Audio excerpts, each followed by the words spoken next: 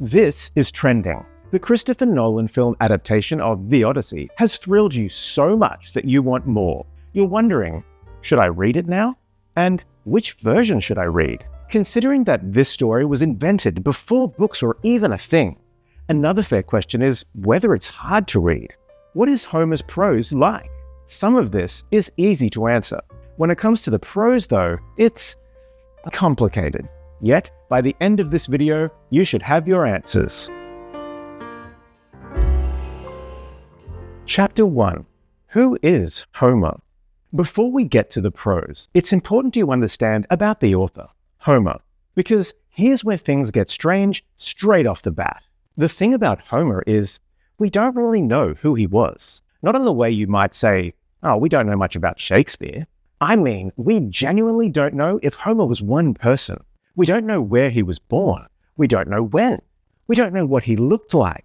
Scholars tentatively place him somewhere in the Greek Archaic period, around 750 BC, probably on the coast of what is now Western Turkey, possibly the island of Chios, possibly Smyrna. The thing is, the ancient world itself couldn't agree. At least 7 different cities claimed Homer as their own, which tells you how famous he was, and precisely nothing about where he was actually from. A common scholarly joke: did you know that the Odyssey was not written by Homer? Was it not? No, but by another man with the same name. That one kills at Cambridge University parties. There's even a debate about whether Homer is a real name at all. In ancient Greek, Homeros could mean hostage. It could mean the blind one. And the blindness definition is fascinating in itself because many ancient accounts describe Homer as blind. Apparently, even Aristotle thought so. The tradition likely stems from a character inside the Odyssey, a blind bard named Demodocus, who performs at the court of the Phaeacian king, and who many scholars suggest is Homer, quietly inserting himself into his own story. A man telling a tale about a man who tells tales, who happens to share the teller's disability. If that's true, it's one of the earliest known literary self-portraits in Western history. Think about that for a second. If Homer was truly blind, then the Odyssey, this sweeping, visually rich epic full of wine-dark seas and towering waves and the glimmering bronze of a warrior's armor, was composed entirely in his mind, carried and stored there, because the Odyssey was not written down by Homer. It couldn't have been. It was performed. It was sung, chanted, recited aloud, passed down from bard to bard across generations before anyone thought to fix it on a page. So who is Homer? Homer is a voice, a storytelling tradition, maybe one remarkable person, maybe many, crystallized under a single legendary name. The mystery of Homer, I'd argue, is not a problem. It's part of the poetry. Chapter 2. What is the Odyssey? Right, so the Odyssey. For those who haven't read it yet, or who read it in school and have successfully suppressed the memory, here is the story in the most efficient possible terms. The Trojan War is over. 10 years of siege. The Greeks have won. Our man Odysseus, king of Ithaca, famously cunning, a husband, father, and someone who really should have been home by now, is trying to get back to his island. Quickly is not how he gets there. In fact, it takes him another 10 years. 10 years of getting blown off course, imprisoned by a goddess, nearly eaten, seduced, I mean, we've all been there, almost turned into a pig, less of us have been there, shipwrecked, he journeys to the underworld, and at one point is literally tied to a mast so he doesn't swim toward the sirens. The Odyssey begins, not at the start of Odysseus' journey, but in the middle. Odysseus has been stranded for 7 years on the island of Ogygia, kept there by the goddess nymph Calypso, who is in love with him. Meanwhile, back in Ithaca, his kingdom is being overrun by suitors, men who assume Odysseus is dead and who wish to marry his wife Penelope and claim the throne. His son, Telemachus, who was an infant when Odysseus left, is now a young man. He sets out to find news of his father. The gods intervene, specifically Athena, who is Odysseus' great champion, and the wheels begin to turn. Odysseus is finally released. He builds a raft. He gets shipwrecked. He washes ashore amongst the Phaeacians, a mysterious seafaring people. And there, sitting in their great hall, he tells the story of everything that happened to him. The Cyclops, the Sirens, Scylla and Charybdis, the land of the dead, all of it narrated by Odysseus himself, in his own voice, to a captivated audience. It's a story within an epic poem. Nolan, if you're one of the scattered few who watch my videos, it could happen. This has you all over it. Eventually, Odysseus makes it home. He arrives in disguise. He finds a palace full of raucous suitors making a mess of his house and pestering his wife. He reveals himself and picks up his bow. And what follows is one of the most satisfying conclusions in all of literary history. That's the story. Now, let's get into the prose. Chapter 3, The Translation Conundrum. Here's the thing about reviewing Homer's prose on a channel called Pursuing Perfect Prose. You immediately hit a wall, because Homer didn't write in English. He composed in ancient Greek, specifically in a form of Greek that was already archaic in his own time, a literary dialect that blended Ionic and Aeolic Greek, stitched together for the purposes of oral performance. Nobody spoke it on the street. It was the language of epic, meaning it was specific, formal, and musical. This was built for chanting. So when we talk about the prose of the Odyssey in English, we're always, inescapably, talking about a translation. And translation is not a neutral act. Every translator makes thousands of micro-decisions. Every word choice is an argument about what Homer meant. Every sentence is, in some small way, a rewriting. The edition I'm working from in this video is the Signet Classics edition, translated by W.H.D. Rouse, first published in 1937. Rouse was a remarkable character in his own right, a Cambridge-educated classicist, headmaster of the Perse School, and a fierce advocate for teaching Greek and Latin as living, spoken languages rather than mere dead academic exercises. He believed Homer should feel alive, immediate, like a story told to you by a friend, and that philosophy shaped his translation in a very specific way. Rouse translated the Odyssey into plain English prose, not verse, prose. He stripped away the poetic structure and aimed for something he believed was truer to the spirit of the original. Because Homer's audience didn't sit in libraries reading silently. They listened. They were entertained. Rouse wanted to approximate that experience. The result is a translation that feels remarkably modern and accessible, sometimes startlingly so. Where other translators reach for grandeur, Rouse reaches for directness. Characters speak like real people. The pace moves.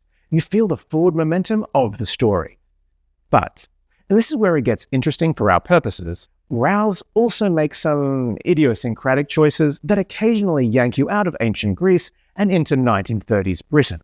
Readers encounter phrases like, "go to the devil," characters who speak in the cadences of a Victorian novel, and a general earthiness that can feel either charmingly human or slightly anachronistic, depending on your tolerance for it. One of Rouse's more charming quirks is his use of the word good to indicate in-law relationships. A good father is a father-in-law. A good sister is a sister-in-law. It's a fascinating archaism that Rouse preserved from Homer's own Greek. But without context, modern readers might stop and wonder if they missed something. This is the translation paradox. The closer you try to get to Homer, the further you sometimes feel from him. And the more accessible you try to make him, the more you risk leaving him behind. Rouse's Odyssey is flawed in places. It's also, I'd argue, the most readable English Homer available. It's fun. It moves. And for a story that was designed to be performed, to keep an audience on the edge of their seats, that's not a small thing. Chapter 4. What makes the Odyssey extraordinary? Let's talk about what Homer does incredibly well. And it doesn't matter whether you're reading Rouse or Fagles or the more recent Emily Wilson translation. Certain qualities of the Odyssey come through in every version. They're structural. They're baked into the architecture of the poem itself. First, the narrative structure is centuries ahead of its time. Remember, the Odyssey begins in the middle. Odysseus is already in trouble. The journey is already 10 years old. And then, when Homer needs us to understand how we got here, he has Odysseus narrate his own backstory to the Phaeacians. Think about what all that does. It gives us what many argue is an unreliable narrator, a frame narrative, nonlinear storytelling, and character voice, all folded into a poem from the 8th century BCE. These techniques we associate with modern literary fiction appear here in some of their earliest surviving forms. Next, let's look at the repetition, which is either Homer's greatest genius or his most divisive habit, depending on your patience. The Odyssey uses what scholars call Homeric epithets, fixed, recurring phrases attached to characters and objects. Odysseus is repeatedly described as wily or the great tactician. The dawn is always rosy-fingered. The sea is always wine-dark. These phrases repeat again and again. In a written novel, this could be considered lazy.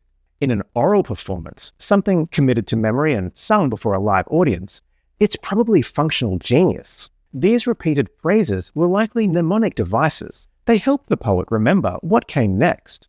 They gave audiences familiar anchors. But they also do something else.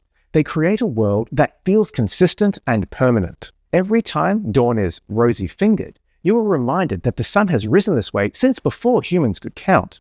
There's something quietly overwhelming about that. The final thing I want to call out, and this is what I keep coming back to, is the emotional intelligence of this poem.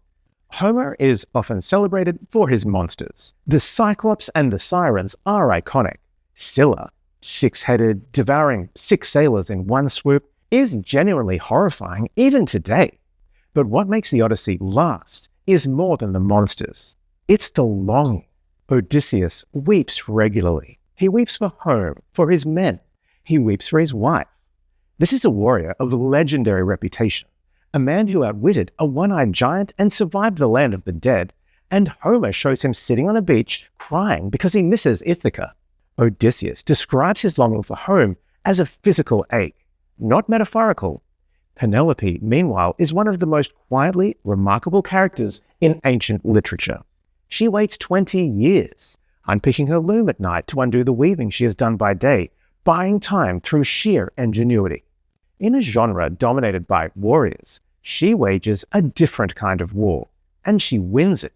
Is it possible that the real heroism of the Odyssey is not Odysseus fighting monsters, but Penelope holding the kingdom together while he takes 20 years to find his way home? Let me know your thoughts. Chapter 5. Is it perfect? So, the question, is the Odyssey perfect prose? Let me be honest with you.